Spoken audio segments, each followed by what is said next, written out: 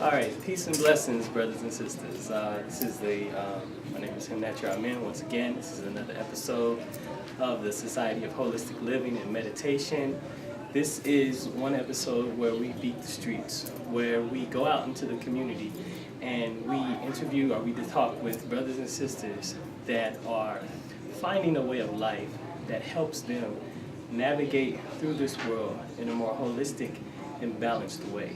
So right now, we are speaking with a Baba who has dedicated his life to finding a pathway to health and physical development and conscious growth that is benefiting him and others that he comes across.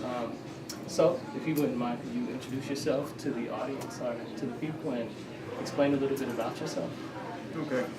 Hi, everybody. I'm Aaron Mottley. I'm a holistic health consultant. Originated in South Florida. I have a Caribbean background. My father's from Barbados.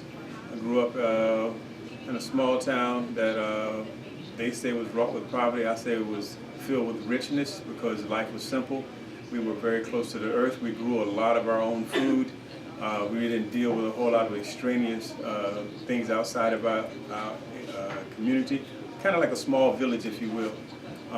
So coming out of that, I had a level of clarity about life, and being in society as it is now, I see things as very convoluted, and the best way we can move forward is to simplify life and how we approach all things around living. Wow, that's really actually very fascinating. So you grew up in a community where you all grew your own food, so you ate just without even consciously thinking about it. You ate organically growing up? Yeah. The chemical industry wasn't what it was back in the 60s and the 70s. So, and there was big agriculture because that's what most people work for.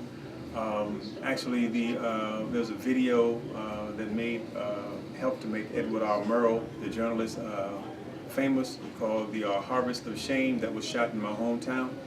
A lot of migrant farmers, a lot of farm workers, and we actually fed the entire eastern seaboard back then. The town had a sign up that when you entered the town, it said, "Welcome to Belgrade, the winter vegetable capital of the world." Now it says her soil is her fortune, because now they're importing so many foods from so many other places that South Florida is not necessarily premier year-round with feeding the eastern seaboard as it were in the past. Wow, that's very fascinating, because nowadays one of the major pressing issues of the community in general is health. Mm-hmm. And so a lot of people don't know that our people who used to grow food as a regular part of the day. It was just a part of our life, being a food grower myself and having experience with helping other brothers and sisters grow food, I noticed there's an aversion, especially with urban brothers and sisters, to growing food, or a lack of knowledge about growing food. Mm-hmm. And so it's just really fascinating to hear that was your upbringing. Yeah. And the perspective that you mentioned as far as what a lot of people have, especially in the urban center, stems out of the fact that, black folk were enslaved in this country to grow food and to serve other people.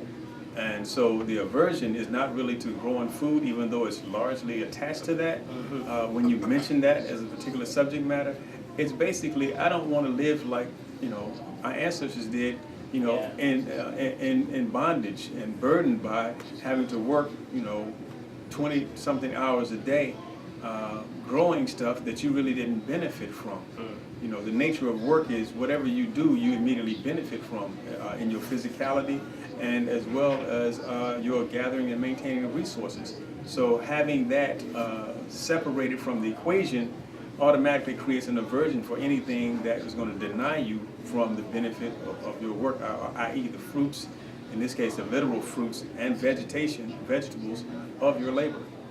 Yes, I can see that. I can definitely understand that. And that's something that we have to get over, and we have to get beyond, we have to heal from, because I would say that is something that we have to not necessarily get over or heal from. That's something that we have to really engage. And in the process of engagement, the healing or the transcending of that stigma will happen, because when you grow your own food and you begin to eat the things that you grow, and you begin to find out information, not only information as far as, in the black and white, what's written on paper, but information in your being.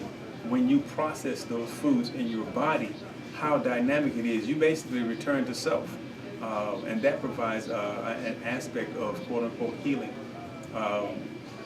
So, a lot of stuff has also to do with the way we approach it. That's why, I raised my finger and basically aid the perspective. I don't want to say give a different perspective, but aid the perspective that we have, so that we can gain clarity as we move forward. What it is that we're doing, why we're doing it, and how it is to be done, and experiencing. Keyword experience, because that's the main way we learn anything, is through experience, experiencing the benefits thereof, and therefore we begin to grasp it and appreciate it in a different way.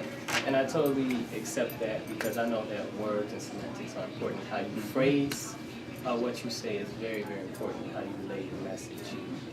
So moving on, in your opinion and in your experience, what would you say is one of the pressing issues of the community? What is something that we as a community, our people, let's just say the people in general, can focus on, so that we can improve the quality of life that we live, and we can address some of the illnesses and sicknesses, our issues that we have in the community at large?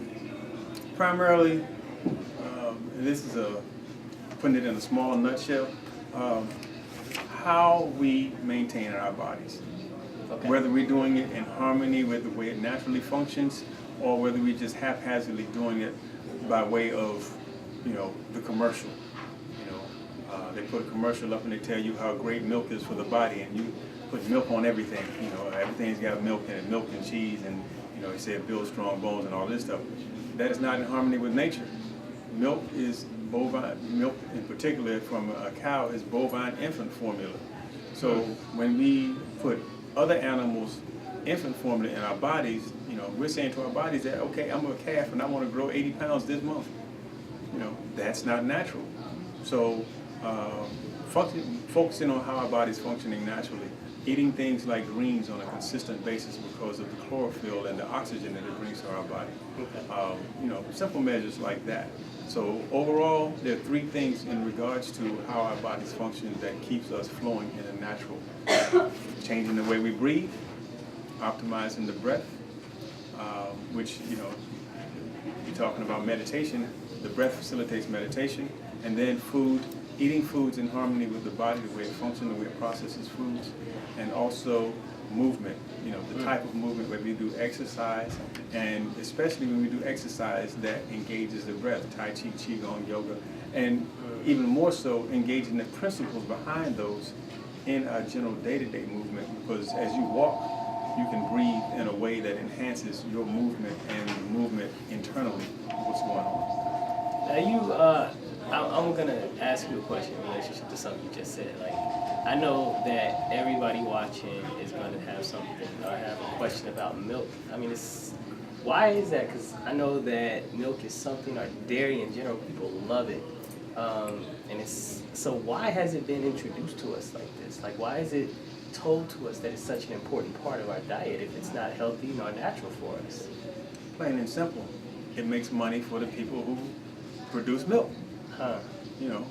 When this country was formed, there were certain industries that became paramount. Everything having to do with cattle, became paramount. Not only milk, but meat. With the way companies and corporations get into lockstep and basically buy our legislature and the marketing industries, we get fed, i.e. brainwashed, this quote-unquote education and awareness of how these things are supposed to function in our body. But it's a bunch of lies. Because when you go to nature and you look at things, it's very simple. You drink cow milk, you're going to experience things that are not in harmony with being a human, because cow milk is not for humans. Specifically the type of milk that we are to drink as infants is human milk. That's why we are mammals because of the mammary gland. The mammary gland is designed by nature to feed the infant of whatever particular species that happens to be. You know, cows have mammary glands, they call them mammary glands, they call them udders. That's to feed calves. You know, other animals have mammary glands, and they are to feed those animals' infants. And infancy is a growth stage that is very rapid. The most rapid growth stage of any animal is the infant stage. And along with that, there's so much nutrients in that formula that is germane to the particular animal. So with that,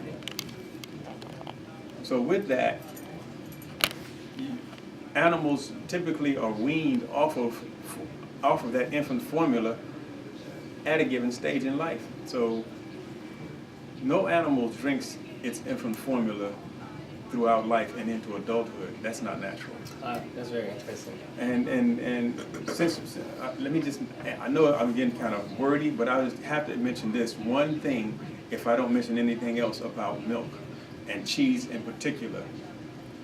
Black women are suffering enormously from putting cow infant formula in their body because of the hormones that are based in that totally take their hormonal balance off kilter and send them into so kind of, I mean, literally it's chaotic what happens to a woman with excess menstrual flow, fibroids, I mean, it's so many different, any kind of issue, hot flashes, you know, all of these, anything that encumbers a woman having to do with her reproductive system. Look at her history. If she drinks, if there's any kind of dairy, but especially milk and especially cheese, because cheese is really concentrated milk, you will see that those issues are directly attached. You remove those dairy products from her body and begin to feed her food, basically greens, you know, you will cleanse a lot of that stuff and you will change a lot of her energetic dynamic, the energetic dynamic of her reproductive system and her quality of life, period. Wow. So from that, I would say we definitely have to be more aware, more cognizant of what goes into our body and how, and it's a natural for us. Earlier in the conversation, you mentioned breath and breathing and like being conscious of our breath while we're walking. Now, that's very interesting because I'm not really used to being conscious of our breath. It's just like a given. Like I would say, like on a day-to-day basis, during meditation, you know, normally and during pranayama, I'm very conscious of my breath. But by and large, the majority of people out here watching this, they would say that's probably something that never even crossed their mind. It's just something that's a given. So why is that so important? It's important because of the fact that most people are engaged in shallow breathing, and depending upon how you process oxygen in your body, or whether or not you process adequate amounts of oxygen in your body on a consistent basis, will determine your quality of life. Oxygen is our primary fuel. Without it, there is no life. Right. So if you're walking around with minimal, i.e. just oxygen fumes, instead of being fully oxygenated, your quality of life is going to be diminished. There are so many issues that precipitate from that. Snoring, high blood pressure, diabetes, obesity, sleep apnea, simply from the way you breathe. So as far as when you're walking and breathing, this is a conditioning process that comes with a good breathing practice. Over time, you increase your breathing capacity, and if you're mindful with every step as you basically, and this is something that's not done with just basic walking. Okay. I'm speaking of an exercise, I actually call it a knee raise march. Every time your leg, i.e. your knee comes up, you exhale because that's contracting the abdomen. And as we know, when we exhale, the abdomen contracts. So any contracting movement in the abdominal region should be an exhalation. So as far as your kinesiology or natural flow of movement, you know, raising your leg, that's going to engage the abdominal muscles. Right. So that's an exhalation. When you do an expansive movement, you expand the space in the chest cavity and the abdominal cavity for more oxygen to get in. So as you lower the leg, you're expanding and you're opening space up. So that's the inhalation movement. So just doing basic movement. We might, yeah, let's do a small demonstration. Yeah. Let me get out of your way.